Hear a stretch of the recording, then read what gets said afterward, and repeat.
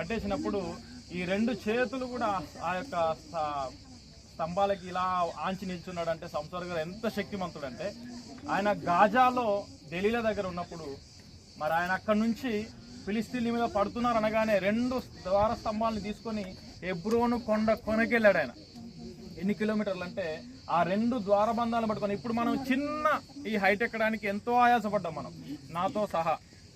అలాంటిది సంసోన్ ఎంత బలాఢ్యుడో చెప్పడానికి ఒక చిన్న ఎగ్జాంపుల్ ఏంటంటే 37 కిలోమీటర్లు గాజా నుంచి హెబ్రోను కొనకి, అంటే కొండ ఎక్కాడు ఆయన.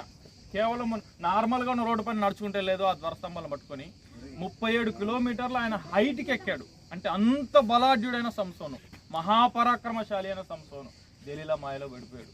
ఆ దాగోను గుడిలో మరి ఒక్కసారి నన్ను జ్ఞాపకం చేసుకో అని దేవుడికి ప్రార్థించగానే, ఇక్కడ చాలా జాగ్రత్తగా మనం ఆలోచించింది ఏంటంటే, మనం ఎప్పుడు ప్రార్థన చేసినా దేవుడు వినడానికి